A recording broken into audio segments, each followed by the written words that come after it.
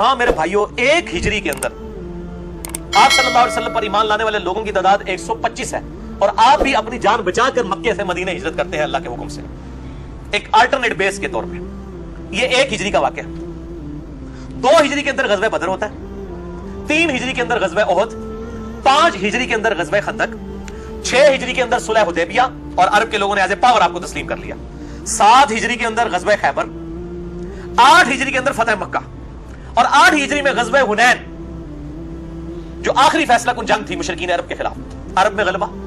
9 ہجری کے اندر غزوہ تبوک کے لیے 30,000 جانثار صحابہ کے ساتھ آپ صلی اللہ علیہ وآلہ وسلم 1.5 لاکھ کی رومن امپائر کی فوج کے ساتھ ٹکرانے کے لیے بنفس نفیس خود تشریف لے گئے تبوک کے مقام پہ، اور رومن امپائر کا ہیڈ 1.5 لاکھ فوج لے کے پہلے ہی بیٹھا ہوا تھا بدماشی کے ساتھ۔ آپ کو پتا چلا آپ جب پہنچے تو آپ کے آنے سے پہلے پیچھے بھاگ گیا، ورنہ یرموک وہیں ہو گئی تھی۔ سیدنا عمر تک یرموک کا معاملہ چلنا ہی نہیں تھا۔ آپ صلی اللہ علیہ وسلم 40 دن تک وہاں رہے، قریب کے عرب قبائل کے ساتھ آپ نے معاہدے کیے کہ یا تو نیوٹرل ہوگے یا ہمارا ساتھ ہوگے۔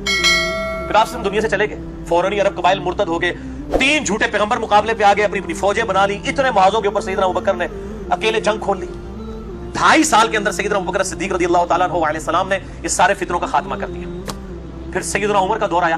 سیدنا ابوبکر کے دور میں عراق کا کافی حصہ جو پرشین امپائر اہل فارس کے پاس تھا مسلمان فتح کر چکے تھے۔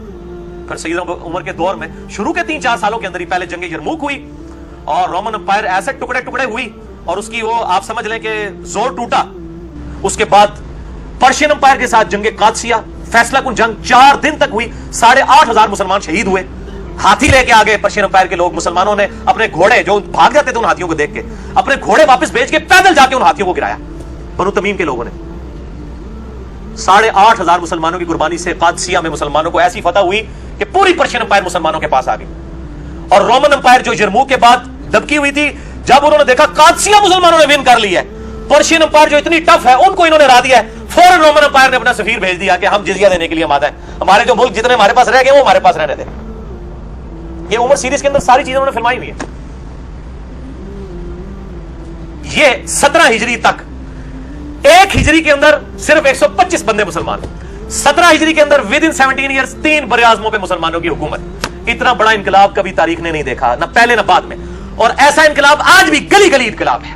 آج بھی دنیا کے ہر کونے میں 5 وقت اذان ہوتی ہے، الحمدللہ لوگ نماز باجماعت مسجد کے اندر جا کے پڑھتے ہیں۔ اسلام از the fastest growing religion on the face of earth. Islam is the only practicing religion on the face of earth. اسلام ہی ایسا دین ہے جو اس پوری دنیا کے اوپر پریکٹس کیا جا رہا ہے۔ 1400 سال گزر چکے ہیں انقلاب کو، آج بھی اس انقلابی کتاب ویسی کی ویسی، نئی کی نئی۔ آپ صلی اللہ علیہ وسلم کی تعلیمات نئی کی نئی، آپ کے جانثار ماننے والے اسی طریقے سے اپنی جانیں نچھاور کرنے کے لیے تیار۔ یہ انقلاب ہوتا ہے میرے بھائیوں۔ باقی انقلاب آپ دنیا کے سارے انقلاب اٹھائیں، 100 سال سے زیادہ کوئی انقلاب نہیں چلا۔ رشین انقلاب، یہ حال میں تو سب سے بڑی مثال رشین انقلاب کی ہے نا، دیکھ لیں ملیہ میٹ ہو گیا، لیکن انقلاب یہ ہے الحمدللہ۔ اور میں اس پہ اکثر کہا کرتا ہوں کہ عرب کے لوگوں میں 2 کمزوریاں تھیں، ایک تو جاہل تھے، اللہ نے قرآن کی شکل میں انہیں ایسی کتاب دی کہ سورۃ المائدہ، سورۃ النساء، سورۃ البقرہ جن لوگوں نے پڑھ لی، وہ جیوز اور کرسچن جو ان کو امی کہا کرتے تھے، ان کے علمی دلائل کے جوابات ان صورتوں کے اندر ان امیین کی اپنی زبان کے اندر آ گئے اور انہوں نے ان کو گونگا کر دیا جیوز اور کرسچنز کو۔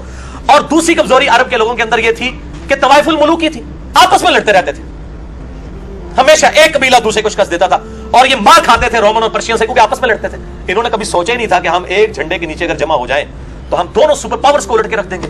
اللہ نے پھر قرآن دیا، علم دیا، اور نمبر 2 ان کو یونٹی کے لیے بانڈ چاہیے تھا اپنے محبوب محمد رسول اللہ صلی اللہ علیہ وآلہ وسلم کو۔ ما کان محمد ابا احد من رجالکم ولکن رسول اللہ وخاتم النبیین، آپ صلی اللہ علیہ وسلم کو خاتم اور خاتم بنا کر بھیجا الحمدللہ۔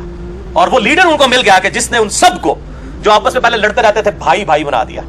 اور پھر ایسی وہ طاقت جمع ہوئی کہ آپ صلی اللہ علیہ وسلم تو دنیا سے چلے گئے، اتنے عرب قبائل بھی مرتد ہو گئے، وہ بھی اللہ تعالیٰ نے دکھایا کہ یہ فتح اللہ کی مدد سے ہوتی ہے، ورنہ جس طرح عرب قبائل مرتد ہوئے تھے، یہ کسی نے سوچا تھا کہ یہ رومن اور پرشین امپائر مسلمان گرائیں گے؟